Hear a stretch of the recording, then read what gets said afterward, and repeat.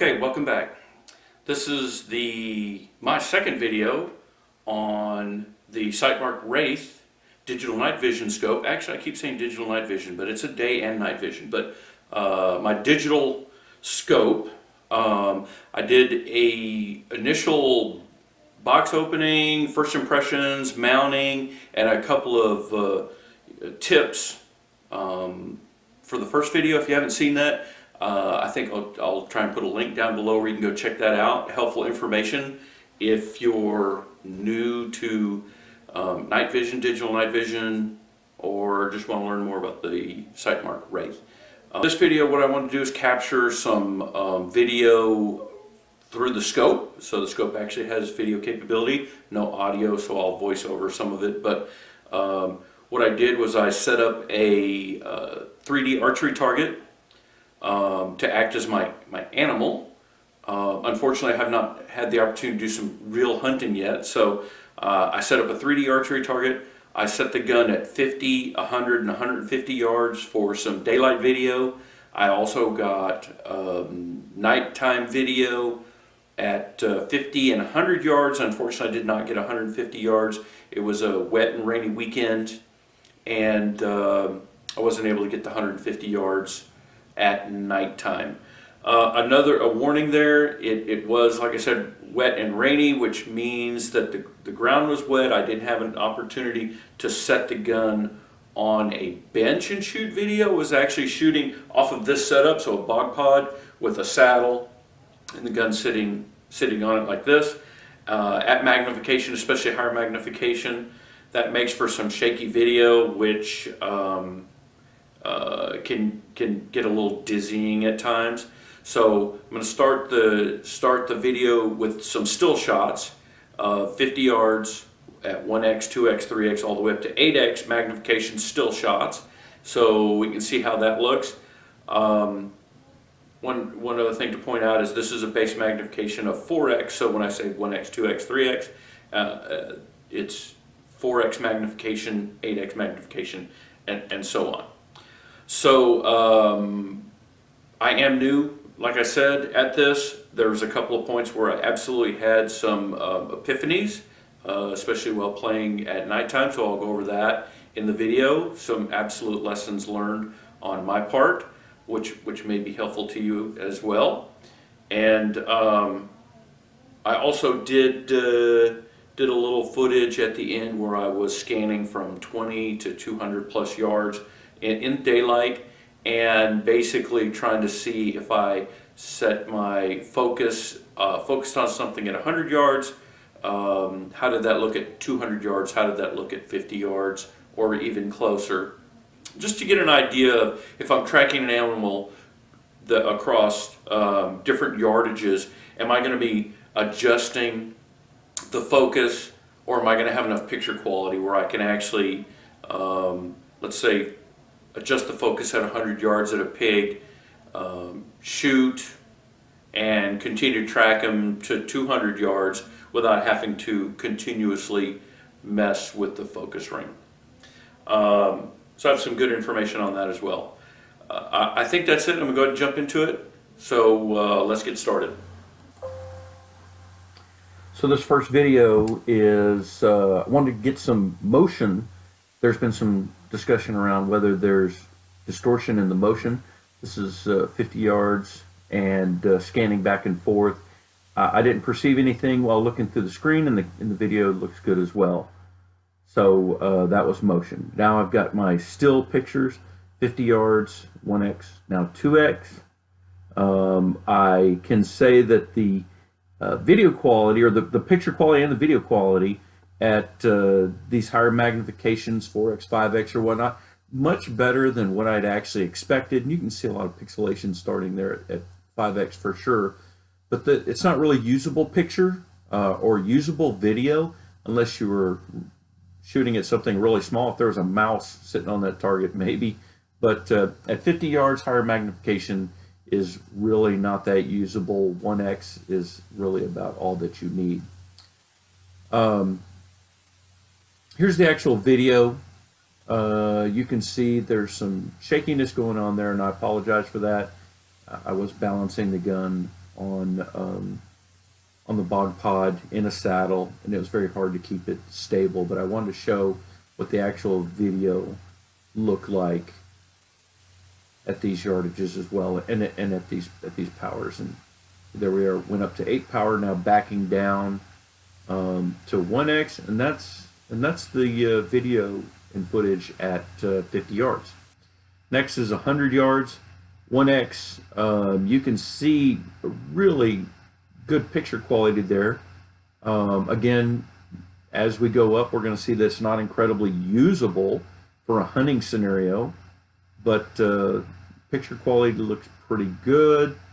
Here we are at 5x. You can definitely see some, at least some fuzziness and some distortion, but I can identify a target, and if there were, you know, if I was aiming at a squirrel at that range, I could still identify the target.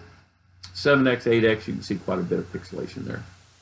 And here's the raw video footage. So at 100 yards, 1x picture, the video looks great. 2x still looks good. Again, as we move up through the power settings, 3x, 4x here, not very usable at 100 yards. You're starting out at, you know, a base magnification of 4. It's really really too much magnification to be practical once we get up to, you know, 3, 4, 5x beyond that. And there we are at 8x, and you can definitely see the fuzzier picture. And then backing back down to 1x. Again, looks really good at 1x at 100 yards. 150 yards, 1x, this is a still picture. There was some, this was a rainy day. There was a lot of water on the ground, and the sun came out. I think I got a little mirage because of that, so my focus probably wasn't perfect, but you can still see very usable picture, even though I might have not had the focus set exactly right. And again, higher magnification, unless you're shooting at a stationary target, and a small stationary target at that, not as usable. Now for the actual video, I'm impressed with the video at 150 yards. Still looks great, very easy to identify my target. Now raw footage going up 3x, 4x. Again, it starts to get a little bit too much magnification. You know, if you're shooting at deer-sized, pig-sized, coyote-sized animals, especially if you're trying to acquire targets, those higher magnifications absolutely make it difficult. And looking at here again at 1x, terrific. Looks like a terrific picture. Now the fun stuff, nighttime. So here we are at 50 yards, and playing around with the nighttime and the IR illuminator and capturing this video. Here's where I definitely had some epiphanies. You can see here we're zooming in 4x right here. There's a lot of distortion at night. Obviously not going to have as good of a video quality at nighttime, so it's a lot more distorted. But my experience or lack thereof really showed in playing around with what I was doing at nighttime. The IR illuminator, and here I've got the IR illuminator on high, and the IR illuminator, there's medium. It has a high, medium, and low setting. And I'm learning as I'm doing this right here that setting the IR illuminator, whether it's the high, medium, or low power, whether it's the focus, because you can focus the beam from a flood to a spot, and how you actually aim the IR illuminator can impact the video quality, the picture quality, and how visible your target is. So you can see there, I moving the IR illuminator around to see how that looks, and I can go from almost a complete whiteout, wash out my target, to absolutely no target at all, depending on how I aim that illuminator or how I set the power on the illuminator, or how I focus the illuminator. That was my biggest lessons learned, is need to know how to use that IR illuminator to get the best possible picture quality.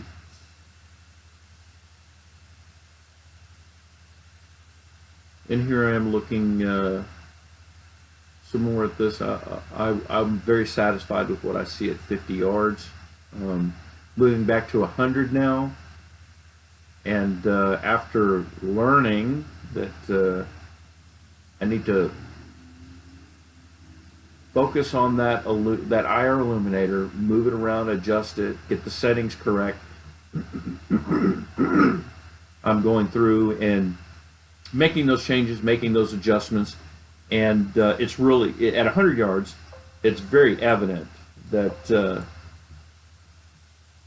how you adjust your IR illuminator has a big impact on your picture quality and whether you can see or not. You can see those trees off to the right. They're probably about halfway there, so within 50 yards of the target, that IR illuminator will absolutely wash out your picture if you get too much on those trees, and completely ruin your visibility of my target. And here I am again going through high, medium, and low. And again, some lessons learned. I'm figuring out as I go, high, medium, and low, as well as changing the focus. Now this video is really playing around with the focus. So that first tree you saw off to the left was about 20 yards away. Those trees with the poles leaning against them, that's about 80 to 90 yards out. The cactus field to the other side of the cactus field gets beyond 200 yards. And the idea here was I wanted to focus at different ranges and see how much adjustment would have to be made to track an animal across multiple ranges. Or let's say I'm shooting at a pig or group of pigs at 100 yards. If I track these animals and they're running away and they get to 200 yards, do I need to change the focus in order to have enough picture quality to shoot at them, or can I still see them? So here I'm focused at about 20 on that tree. Absolutely can't see in clear focus out to the 100 to 150 yards, but there's decent picture quality. If there were a pig out there, I could see it. And then here I am focusing at longer ranges, and then looking in at closer ranges. So although you can see the fence there's not in focus, if there were something there, I would absolutely be able to shoot it. Now I focused in at about 80 yards. I could certainly shoot something at 200 plus yards across that field. So there's my video. I want to mention a couple of quick lessons learned. One, most important, learn how to use that IR illuminator. Adjust the power, high, medium, low. Focus from flood to spot, incredibly important. And then the way that IR illuminator is aiming, that's important as well. This needs to become second nature, because if you're not able to make those adjustments on the fly, you may find yourself missing some shot opportunities. Another thing is higher magnification is not as usable from anywhere from 50 to 150 yards that I've used. The picture quality is better than I expected, but the usability, unless you're really aiming at smaller targets and stationary targets, it's really difficult to use those higher magnifications. So learning to use the IR illuminator, one of the most important things, and I'll continue on with that. Hopefully my next video is going to include some hunting footage. That's my plan anyway, is to get out, do some hunting, maybe get some kills, and then I can share that video as well. Hopefully this weekend I'll have that happen. So thanks for watching, and be on the lookout for some additional videos.